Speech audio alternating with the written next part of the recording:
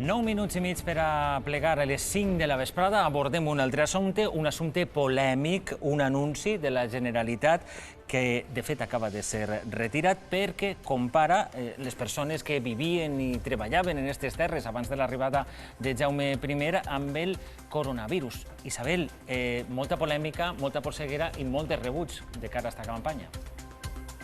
Sí, així és. Ara veuran el resum del que està passant o del que ha passat originalment. El titular de La Marea, un anunci de la Generalitat, compara els natius valencians conquerits per Jaume I amb el coronavirus. Exactament què diu aquesta campanya? Ho veiem així. Batallem contra un enemic tan poderós com aquell al qual es va enfrontar el rei fa 782 anys. Qui ha posat el crit al cel? Doncs moltes personalitats polítiques, entre elles l'eurodiputat Esteban González Pons, era un dels primers que criticava en Twitter esta campanya institucional, demanava que se corregira i la qualificava de molt desencertada. No només l'àmbit de González Pons ha criticat esta campanya, també militants i polítics de Compromís. Joan Baldoví, diputat al Congrés, demanava que es corregira immediatament. També la considerava desafortunada. Comentava que havia de ser una festa, la del 9 d'octubre, de tots els valencians i valencianes, el dia en què fins i tot els menys apassionats senten orgull del seu poble. Resposta: retirada de la campanya. La Direcció General de Promoció Institucional no només ha retirat eixe test, sinó que a més ha fet arribar en un comunicat la següent explicació. Ha retirat el test de la campanya a causa de les interpretacions a les quals ha pogut donar lloc i que en cap cas eren intenció de la campanya i, a més, la directora general, Maria Fernanda Escribano, demana disculpes. Els ho avançava Isabel fa només uns instants. Esteban González Pons, eurodiputat valencià del Partit Popular, és una de les primeres persones que ha alçat la veu contra aquesta campanya que, insistim, com acaba de dir Isabel, ja ha estat retirada i amb una explicació que després abordarem també en taula. Però ens agradaria saludar ja aquesta persona que precisament ha sigut una de les primeres en posar la cosa damunt la taula. Esteban González Pons, el tenim al telèfon. Molt bona vesprada, moltes gràcies per atendre'ns. Moltes gràcies, molt bona vesprada des de Brussel·les. Com s'explica vostè que s'hagi posat en marxa una campanya d'aquestes característiques de la manera que s'ha fet? Bé, jo crec que ha sigut una errada. Estem visquent uns temps molt difícils.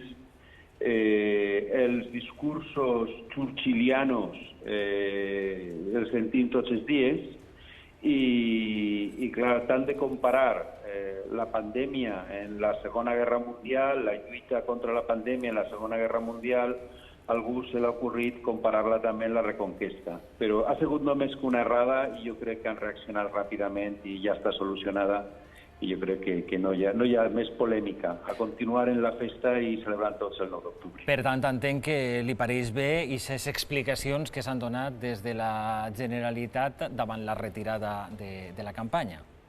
Perfectament. Ojalà que totes les vegades tots els polítics reaccionaren igual, quan hi ha una errada tan clara com aquesta. Sí, ha sigut una errada, ha estat corregida i ja està. A una altra cosa, mariposa. Molt bé, no volguera tampoc dir-li adéu sense preguntar-li per una altra polèmica també d'este cap de setmana, i aquestes 53.000 banderes que van aparèixer a la platja de la Patacona, a Alboraya mateix, a tocar de la ciutat de València, per les víctimes de la Covid. Què li sembla aquesta classe d'acció o aquesta acció? Tres coses. La primera, el màxim respecte per a les víctimes de la Covid, el màxim. La segona, que a mi la bandera m'agrada en el màstil. I si hi ha que protestar d'alguna manera o hi ha que dir alguna cosa, no m'agrada que s'utilitzi la bandera que és de tots. I la tercera, que crec que és l'expressió d'una insatisfacció i que hauríem de pensar que estem fet mal per a que les víctimes de la Covid tinguin necessitat de donar este pas. A mi em fa pensar, però sí que tinc que dir, i ho dic en tot el respecte, que a mi no m'agrada que s'utilitzi la bandera d'Espanya per a protestes, perquè la bandera d'Espanya és de tots, dels que protesten i d'aquells contra els que se protesta. Entenc, per tant, pel que m'està dient, que no està d'acord amb iniciatives d'aquestes característiques. No puc dir això perquè és de les víctimes de la Covid, però sí que puc dir que jo no ho haurà fet. Senyor Esteban González Pons, diputat valencià del Partit Popular, eurodiputat valencià del Partit Popular, moltes gràcies de veritat per haver-nos atès i haver donat les explicacions que ha considerat oportunes. Molt amable. Moltes gràcies a vostès. Bona vesprada en València. Gràcies, bona vesprada. Miquel, Esteban González Pons era una de les primeres persones que alçava, diguem, la poteta davant d'esta iniciativa, davant d'esta qüestió, però tu també. Sí. Crida l'atenció sobretot que hagi passat algun filtre aquest tipus de publicitat. És a dir, ningú s'ha donat compte de la barbaritat que incloïa l'anunci, ningú. Una publicitat institucional. Ara bé, és cert que s'ha reaccionat molt ràpidament i és una cosa que s'ha de celebrar. Ara bé, també això, d'alguna manera, ens hauria de fer reflexionar sobre quin concepte tenim de la història dels valencians i les valencianes, i què se'ns ha explicat, no només de la conquesta de Jaume I, sinó d'abans, i inclús de després. I comparar a determinat col·lectiu amb un virus, i més en una terra on hem patit expulsions, com va ser la dels jueus, la dels moriscos, o les ràtzies contra la població gitana, etc., doncs són coses que es troben a faltar moltes vegades en la història d'aquest país, i que s'hauria de parlar una miqueta més per a conèixer realment qui som els valencians i les valencianes, perquè som fruit de tota aquesta mescla cultural, religiosa, etc. Perquè aquest missatge que es transmet a través de les campanyes institucionals, i esta no deixa de ser una més, per quants filtres passa abans d'arribar diguem, a fer-se públic? El que passa és que jo crec que tenim un concepte que ja fa molts anys que hauria d'haver ser revisat en este tipus de diades, tant la valenciana, el dia de la hispanitat, o sigui, celebrar el dia que algú guanya una batalla, que entra en una ciutat matant els que ahí estan. Clar, celebrar aquestes coses, fins ara era molt minoritari la gent que protestava i deia no tenim res a celebrar, però és que podem triar el dia que siga i celebrar qualsevol cosa, però no que hem mort a una gent que vivia en aquest territori, perquè ara això ja no estan i estem nosaltres. Però és que això passa en altres llocs, quan mataven catòlics per entrar els que estan ara. És que si ens plantegem això com una festa... Però els valencians en això tenim una particularitat també, que també agarrem i celebrem una derrota, com és el 25 d'abril. Bueno, però jo crec que també aquestes efemèrides són fruit, igual que el 12 d'octubre, i altres efemèrides són fruit també d'un llegat, diguem, que també se va reforçar molt durant les últimes dècades, el nacionalcatolicisme, que va posar en relleu inclús tota aquesta retòrica de la reconquesta que avui en dia l'extrema dreta està apretant constantment Don Pelayo i companyia, com si fos això... Sense respecte per la història i buscant personatges que no són els que... Sobretot per a imposar el relat... Sí, que acabi ràpidament, Miquel. Sobretot per a imposar el relat supremacista, que se va vèncer a una cultura atrasada i enemiga, com és la musulmana, que entronca molt bé en el relat de l'extrema dreta actual, islamòfob i racista, per descomptat. De veritat, i per posar les coses en context i insistint en el que deia l'eurodiputat del Partit Popular, i perquè conec Fernanda Escribano, que a més ha sigut companya d'esta taula de debat, estic absolutament segura que l'esperit de la Generalitat i de Fernanda Escribano no estaven qüestions supremacistes i no és inconscient, que és més perillós encara. Al ser inconscient és més perillós. Estic absolutament segura, Miquel. No, jo també, jo sé que en mala fe no n'hi ha, però que siga inconscient el racisme, el masclisme i tot això. És com diu Esteban González Pons, és una errada. S'ha retirat i ja està. Per això jo dic que hauríem d'aprofitar l'errada per anar més enllà i replantejar-nos les coses que celebrem, la conquista d'Amèrica, totes aquestes coses. Contra una directora general, a mi, de veritat, que no em sembla just. I dit això, crec que la lluita contra el coronavirus és una lluita, però no és una guerra ni una batalla. Això també, perquè és una metàfora. S'hauria de saber, ho hem parlat amb altres malalties, amb el càncer, no és una lluita. És una qüestió de ciència i de complir unes normes. No hi ha guerra, no és una guerra. En el cas de qualsevol malaltia i del càncer, per exemple, és que el que mor de càncer quería viure, volia viure també. Clar que sí, i la diferència està en el diagnòstic, per favor, no és una guerra, no ho és. Más allá de la lingüística, yo estoy muy contento. Pilar. ¿Cuántas veces vemos a un político pedir perdón porque se ha equivocado? Això se honra, Yo no recuerdo cuándo fue la última vez. Absolutamente. Se ha retirado rapidísimamente. Recuerdo que se equivocan todos los días y que no rectifican jamás. Y acabem de sentir l'aplaudiment de l'oposició, que també... Perdóname, y nosotros tenemos que hacer lo mismo, porque yo no conozco a nadie que no se equivoque nunca. Pero conozco muy pocos que rectifican inmediatamente y que dicen, perdónennos, nos hemos equivocado. Cuando alguien que nos representa públicamente se equivoca, es como cuando nos equivocamos nosotros. Para mí no hay ninguna diferencia. La diferencia es que es con maldad o sin ella. Aquí no la había. Claramente no la había. Y encima rectifican inmediatamente. Pues yo, de verdad, aplaudo a la Generalitat, no por equivocarse, porque se equivocan como yo, sino por rectificar con naturalidad, que es lo que deberíamos de pedirles todos los días. ¿Verdad que sí? Yo explicaba aquí que el talán de Fernanda Escribano no és un talant de conflicte ni polèmic, perquè no ho és, i de fet s'ha demostrat i ha quedat patent. Per tant, és una errada, s'ha admès, s'ha retirat, punt. S'acabó. Sí, sí. En fi, i també l'altre assumpte que hem tingut ocasió de preguntar-li a Esteban González Pons, la polèmica d'ahir amb aquestes 53.000 banderes que van aparèixer plantades allà a la platja de la Patacona d'Alboraya. Per les víctimes de la Covid, en definitiva. A la vesprada, de fet, militants del Front Obrer les retiraven. Aquesta acció, en principi, no estava autoritzada i la policia ha obert un expedient a, diguem, les persones que l'han posada en marxa. A la platja de la Patacona es despertava amb aquestes 53.000 banderes i a la vesprada les retiraven, Isabel. Sí, repassem aquesta cronologia. El matí començava amb este titular. Platja de la Patacona, a Manís, amb 53.000 banderes d'Espanya en homenatge als morts. Una acció semblant a la que ja s'havia fet a Madrid per part de l'Associació Nacional de Víctimes i Afectats pel Coronavirus. Associació que ahir al migdia va llegir un comunicat i va convocar un minut de silenci així, en este punt. Però el silenci sembla que no va ser la tònica general de tot el matí, perquè diversos testimonis han denunciat en xarxes socials que es van apropar grups cridant «Viva Espanya» i «Viva el rei».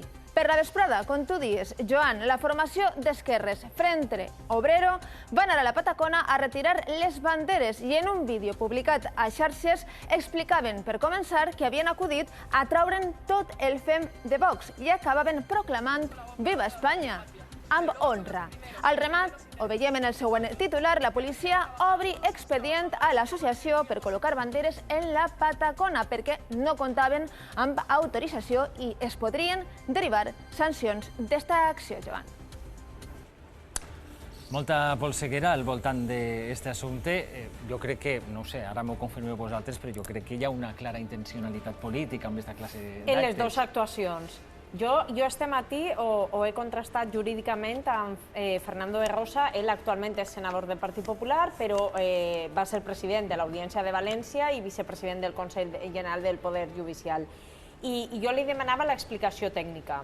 Tècnicament, no s'haurien d'haver col·locat les banderes perquè fa falta clarament una autorització perquè és ocupar un espai públic que és de tots i totes, això d'una banda, però d'una altra, qui hauria d'haver llevat les banderes és la policia, ningú més. I si se multa a les persones que les han col·locades, s'ha de multar a les persones que les han retirades, en igualtat de condicions, perquè si una cosa no s'ha de fer, una altra tampoc. I dit això, a mi de veritat em fatiga, em cansa i estic farta d'esta polarització constant i d'este conflicte constant. O acabem de veure amb una persona del Partit Popular i una altra del Partit Socialista, Fernanda Escribano i Esteban González Pons, i són capaços de llegar a un punt d'encontre, per favor. Miquel, qui hi ha darrere d'aquesta classe d'accions? És que a mi el que me sorprèn molt és que ningú hagi investigat qui està darrere de l'Associació Nacional de Víctimes Afectados del Covid, que s'apropia del dolor de les víctimes i de 50.000 morts. Qui són? Pues ho va desvelar el periodista Antonio Maestre fa un mes i va explicar que qui havia enviat la nota de premsa era Alfonso Rivas Cuesta, que envia la nota de premsa i resulta que és assessor de comunicació de Vox en l'Ajuntament de Santander. Qui registra la web de l'associació? Jaime Sánchez Bermúdez, número 3 de Vox per Cantàbria. No només això, és que n'hi ha una altra associació que es diu Asacovid, que està dirigida per Juan Manuel Ita, que és militant del PP. Després, la plataforma d'afectados por víctimes del Covid és Carmen Balafón, que era del PP i ara és de Vox. És a dir, aquesta apropiació del dolor de les víctimes dels 50 i pico mil morts està instrumentalitzant l'extrema dreta per a d'alguna manera... Miquel, i l'odi que es veu en este vídeo del Frente... Jo estic parlant dels qui col·loca, això és una conseqüència. Jo no vull parlar d'això. Jo parlo de tot. No, jo vull preguntar, en defensa d'ell, jo li he preguntat qui està darrere d'esta acció. Jo vull parlar de qui fa, qui embruta la platja en plàstics, porten la bandera d'Espanya o la de Camerún, m'és igual. És a dir, 50.000 banderetes, que moltes d'elles acabaran al mar... Són les mateixes persones que hi havia darrere de l'acte de Madrid, molt similar? El que me sorprèn és que així es parle de... No, és que és un homenatge a les víctimes, és que és la bandera de tots, el que tu digues, però això és una estratègia de l'extrema dreta per a, primer, apropiar-se del dolor de les víctimes i de les víctimes i després per a fer-se publicitat i atacar al govern com si el govern haguera desamparat a les víctimes i tal. Vull dir, és que ja són majorets per entendre... I retirar les banderes... A mi m'és igual, que les retire la policia o que les retire este grup. A mi m'és igual. Las dos cosas, a mí me es igual. No solo analices una. A mí me es igual. No, eso no es correcto. Analiza las dos. Porque entonces parecerá que eres partidista. Analiza las dos. No, netechar la platja, yo no dic analitzar. No, eso lo hacen en el servicio público. No, Miquel, jurídicament és el mateix. Col·locar-les que llevar-les. Jurídicament que decidisca els jutges. Jo estic valorant l'acció de col·locar-la. És a dir, qui embruta la platja són uns. No, això és tendenciós. Si parlem de la col·locació, també parlem de com es van retirar. No és el mateix embrutar que netejar. Ah, no? Home, embrutar i netejar és el mateix. I la bandera republicana, per exemple... La bandera republicana no eren 50.000 banderes republicanes, era una gran bandera republicana que se la van embolicar y se la embarcaron. Está mal una cosa y está mal la otra. Netechar i embrutar no és el mateix. Les dues coses estan mal. Netechar i embrutar no és el mateix. I diria molt de tu ser just i parlar en un sentit i d'un altre. Dels dos sentits. Jo, sincerament, que el neteche la policia o el que neteche... No, porque a ti te parece mal lo primero y parece que te viene bien lo segundo. No, lo altre me da igual. No ho he valorat. No ho he valorat. No valores per què? Es que eso es lo que te está diciendo Pilar. Perquè que les retiren és el que hauria de ser. Per què? Sí. Ves que estan seset això, però Ureña no me diu res. No, a mi m'agradaria veure quan es tarda en col·locar 53.000 banderetes i si no hi ha policia que se n'adone que en porten 100, 200, 1.000, 2.000, 3.000, fins a 53.000. I que es compren, I si ningú pot impedir que es col·loquen les 53.000, perquè estem parlant en moltes ocasions i hem vist manifestacions en alguns barris, manifestacions en altres, i la permissivitat policial en uns casos i les càrregues policials en altres. I clar, hauríem de veure com se col·loquen 53.000 banderes sense que cap autoritat acudisca a impedir-ho. De noche en la playa. Según ells estaran fent botellones, s'hagueren pillat. Eduard, l'Ajuntament d'Alboraya governa el Partit Socialista. Clar, jo no entro en qui governa. Jo no entro en qui governa. És evident, igual que ho has comentat, que és il·legal col·locar-les. I comencen a col·locar-les i ningú impedeix que això passi. Netejar basura és delicte? No és delicte, no? I és il·legal llevar-les. Ni ningú va a llevar-les perquè tu dius la nit, però és que el dia comença i les banderetes estan i va la gent. És la policia la que ha de retirar les banderes. I no les va retirar. I si està mal la col·locació, està mal el vídeo. Sí, però ningú va anar a retirar-les. ¿Sabes qué pasa? Que al final yo soy incapaz de mezclar la bandera de España con un muerto de COVID. No me casa esto, ¿vale? Esto a mí no me casa de ninguna manera. Y dos, cada día se está utilizando más la bandera para lo que a cada cual le interesa. He dicho en general. Y a mí eso me entristece profundamente, porque eso es una utilización deliberada de la bandera, igual que la de después también, exactamente igual. Però esto no debería pasar. I m'agradaria veure, pel que estava comentant abans, Miquel, a quant dels 53.000 famílies que han perdut algú dels seus representen estos senyors que col·loquen les banderes. Que la bandera no està para eso, que no està para eso. Però en qualsevol cas, la bandera d'Espanya tampoc... Però per això no està. No, però tampoc, jo crec que tampoc pot ofendre a la gent, no? Però que és una estratègia política per això, és per a que vas a quitar la bandera d'Espanya, vas a atacar a les víctimes del COVID. La utilización política sí, Pilar. Porque hay muertos y hay una utilización política. Eso está mal. No se debe hacer. Y puede ofenderte, te puede ofender. Y la col·locació de la bandera republicana... Que també. Ja t'ho he dit, que també. No, a Miquel no. A Miquel solament la bandera d'Espanya. La republicana no. Jo no sé quan va aquesta bandereta, però esta gent està fent sempre demagògia sobre les despeses dels governs en coses i totes les coses que es gasten haurien d'anar a la lluita contra el coronavirus. Este diners no ha anat a la lluita contra el coronavirus tampoc. Eduard, jo no t'he sentit parlar tampoc de com van llevar les banderes. El vídeo que estava ple d'odi. La persona que hablava en el vídeo hablava amb odi. Pues ese señor tendrá odi, yo no respondo per esa persona. I estem parlant de les morts d'una malaltia. Jo no respondo per esa persona. Estem parlant d'una acció propagandística de l'extrema dreta. Que siguen banderes d'Espanya o siga en un arcoiris, dona igual. I després una acció propagandística de l'extrema esquerra. Més que acció, jo diria que és una reacció. Sí, però està igual, una acció i una reacció. Però està igual de mal. I jurídicament està igual de mal. Però això ho decidiran tots. I malauradament tindrà les mateixes conseqüències una que l'altra. Però eso es España hoy. Que estem acostumats a això, que no passa res. Pero el problema es que España está haciendo eso ahora. Banderas de uno para no sé qué, banderas del otro para no sé cuántos. Quan les col·locaran en Madrid tingui alguna conseqüència? No.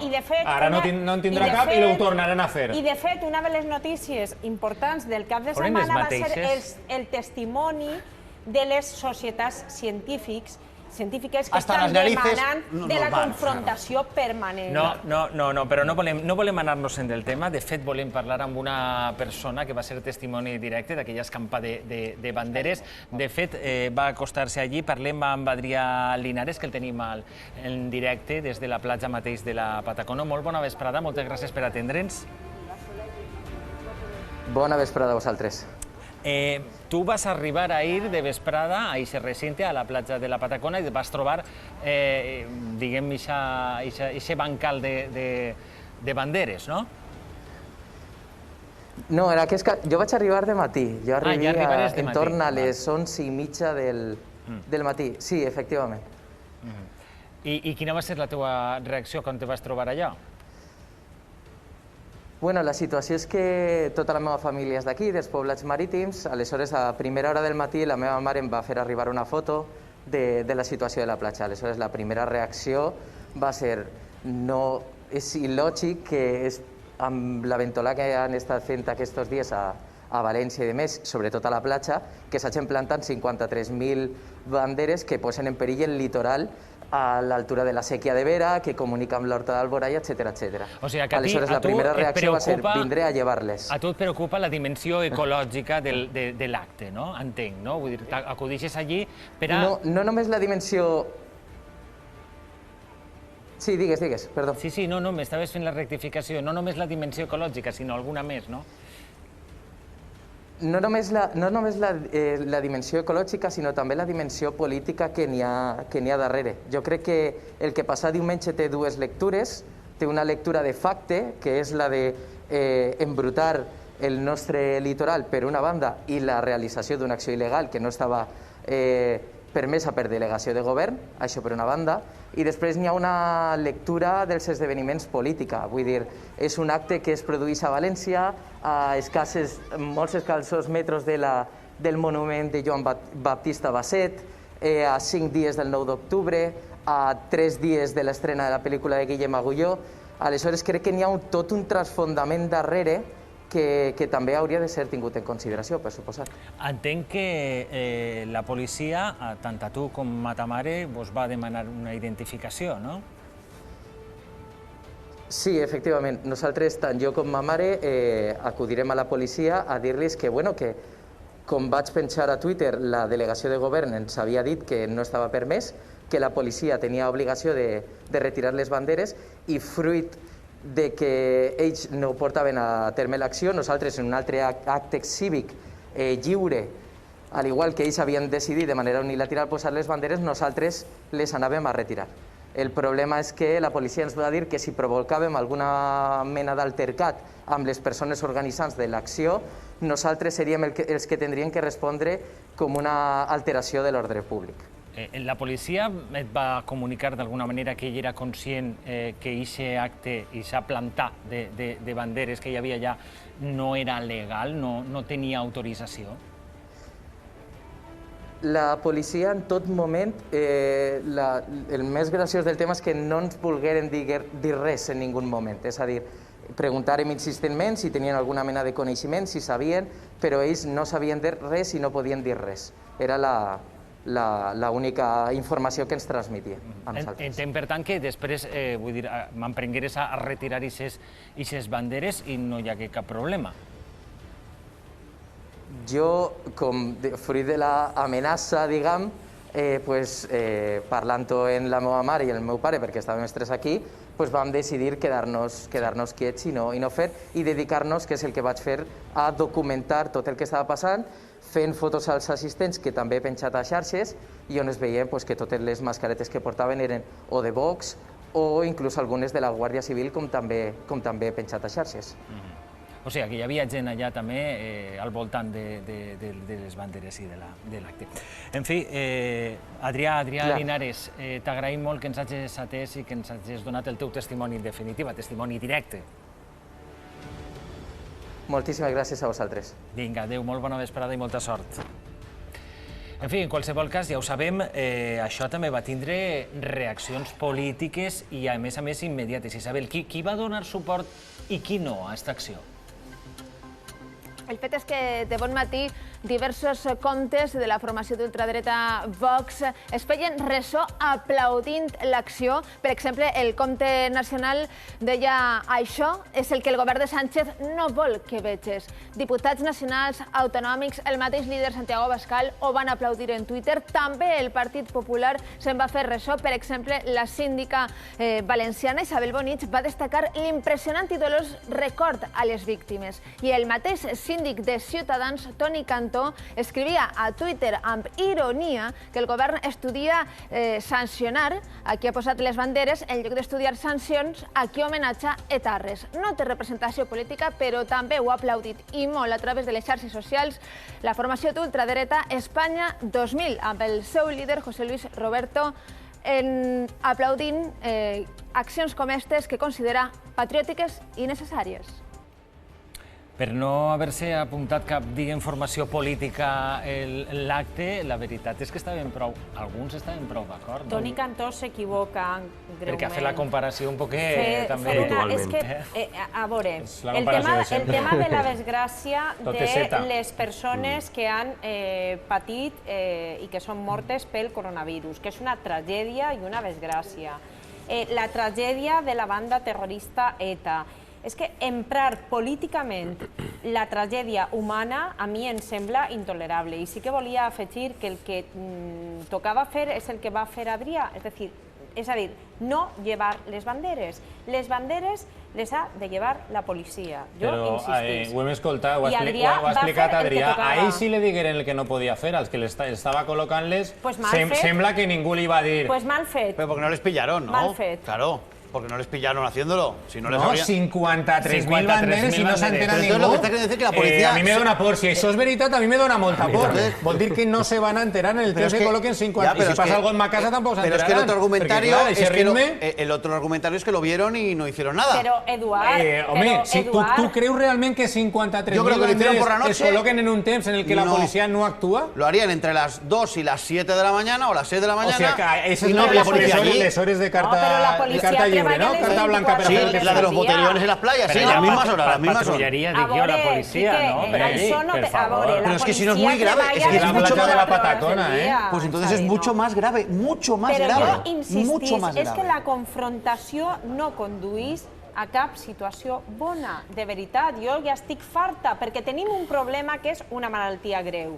I hem de trobar solucions. Jo entenc que estigues farta, però jo també estic farta. Deixa equidistància cap a unes accions i cap a altres. Si vos doneu compte, l'extrema dreta ha aconseguit el que volia, que era que estiguérem 2 dies parlant d'ells, parlant de les seues campanyes, i ho van a tornar a fer, i continuarem a parlar, i ells són els que patrimonialitzen la bandera espanyola, els que patrimonialitzen el dolor de les víctimes, etc. La bandera espanyola és de tots. Ho deia Adrià, també, el context és el que és, no? Estem a 4 dies de l'estrena de la pel·lícula de Guillem. Estem a 4 dies del 9 d'octubre, a 7 del dia de la Hispanitat, del dia 12 d'octubre.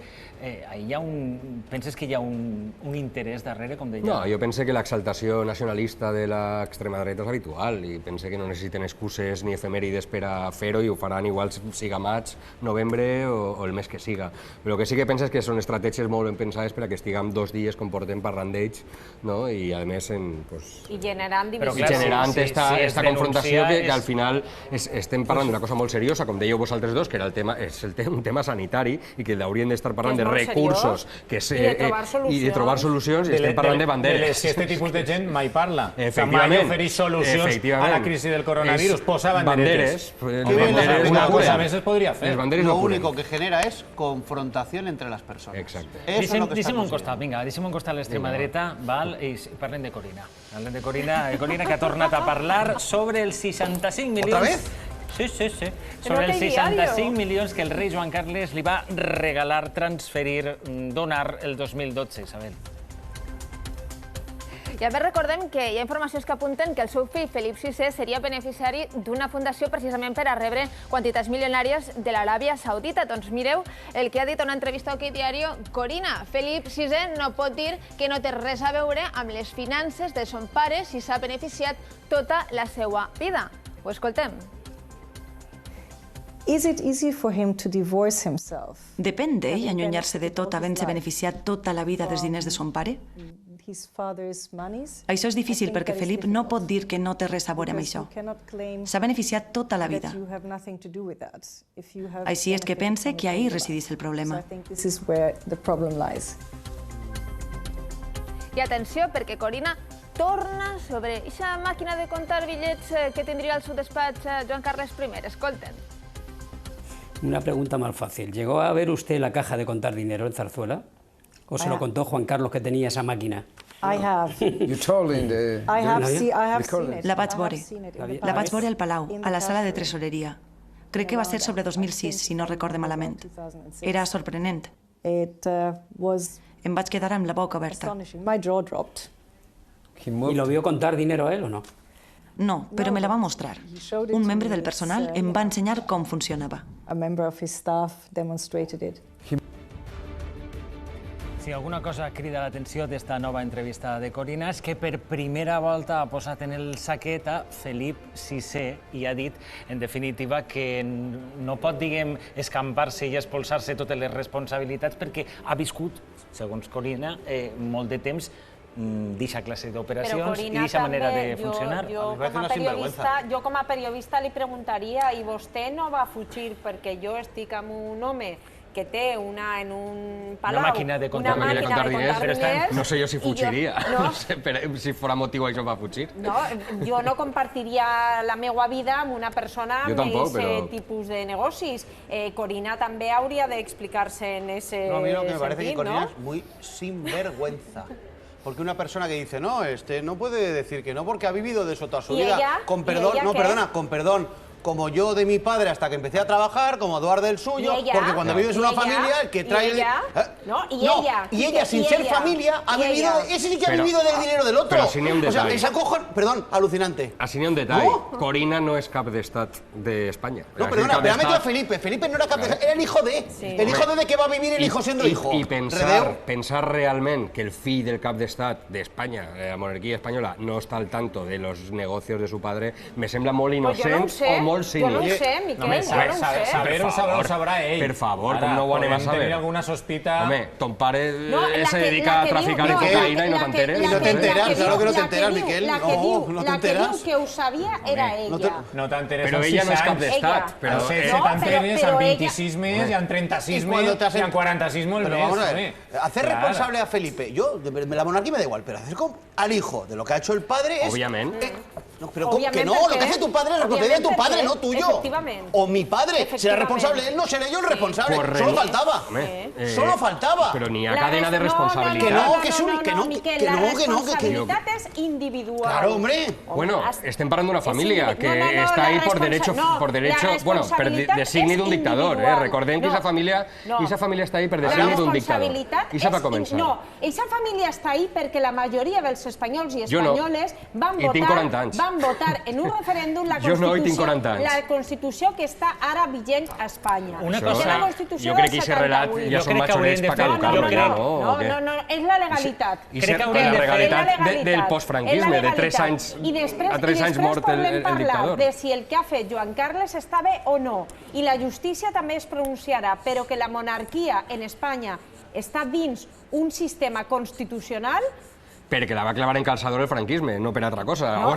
Inclús... Òbviament, però és que en l'any 78 estàvem així per prendre decisions, realment. Miquel, el Partit Socialista, el molt bé, Partit Felipe González i companyia, Carrillo, molt bé, sí, i què? Van votar eixa Constitució. Jo t'he de repetir, és que l'any 78, quanta gent actualment va votar això, que està viva i té més de 18 anys? Quanta gent? No podem tornar a parlar d'això? I això fa que siga il·legal? No, però que s'hauria de revisar, sí, ¿no? Pero, Miquel, que la Constitución estadounidense no la ha firmado nadie de los que están vivos y nadie la discute. No pasa nada. Home, però no tenen un monarca anglès ahí dirigint la política, ¿no? És del segle XVIII. Bueno, pues imagina que la reina de Inglaterra manara... Tu regla de 3 tienes 18 años. No, las cosas están cuando tú estás y cuando dejes de estar seguirán estando, no pasa nada. ¿Podem decidir algún día sobre el tipus d'estat? Pues probablemente sí, pero no relacionarlo con este caso, no tiene nada que ver una cosa con la otra. Si se demuestra que es una familia corrupta... No, Miquel, el govern actual... Hay un corrupto, en todo caso. Prendre la decisió, per exemple... Però no ho va fer, lògicament, perquè és part de l'establishment, lògicament no ho va fer. Però n'hi ha un sentiment republicà en l'estat espanyol? Sí. De fet, una preguntem, si està minoritari fem un referèndum i el perdrem. I els republicans perdrem. I nadie lo cuestiona, i nos parece todo maravilloso. Pues fem un referèndum i el perdrem. I els republicans perdrem el referèndum. Fem-lo. Sí, s'ho qüestiona. Algun dia habrá que... No pregunta per la monarquia, per exemple. El CIS va donar-nos més sorpreses en forma de titulars. Si és que aquí ningú està parlant de quin partit. A ver, no se da cuenta. El CIS no pregunta. Joan está intentando retomar el tema. Però no una, dos o tres voltes ja. No li estem fent cas. És que fan... Aneu a soles. No, i que aneu a soles. Aneu a soles, no vos fa falta que vos prendre un cafè i seguim-nos. No, podríem fer-ho perfectament. Corina, Joan està encantada. Una de les coses que ha dit Corina que també me pareix molt interessant és quan li han preguntat quan acabarà o com acabarà tot això i si afectarà definitivament la corona, la monarquia, Felip VI, és que això ho haurà de decidir el poble espanyol i que si no es fan les reformes necessàries, la situació de la corona és i serà inestable. Corina pensa en el poble espanyol ara, mentre estava... Vivia del poble espanyol. Suposadament beneficiant-se del poble espanyol, no pensava tant en el que opinarà el poble espanyol. Estem parlant de milions d'euros. Perquè Corina i el seu fill van viatjar a Botswana amb el de rei emèrit, no? I ahir no va pensar en el poble espanyol. I segons coneguem, vivia al Palau del Pardo. Això que està fent Corina, penseu que és tot una estratègia judicial d'ella per anar posant tapons. Allò, com ho veieu? Esa sonrisita que tiene, cuando llega el juez, se la va a quitar de cuajo. Perquè Corina té un problema. Corina té un problema. No ho sabem. No, porque el juez no le va a bailar el agua, le va a decir, mire usted, a mí sonrisitas las justas. Viene usted a contestar, claro. Però Corina haurà de donar explicacions en la justícia. Las que no quiere dar. Claro, demostrar algunes de les coses que està contant. Efectivament. Té un problema la monarquia espanyola o no, Pilar? No, yo creo que... ¿O dos?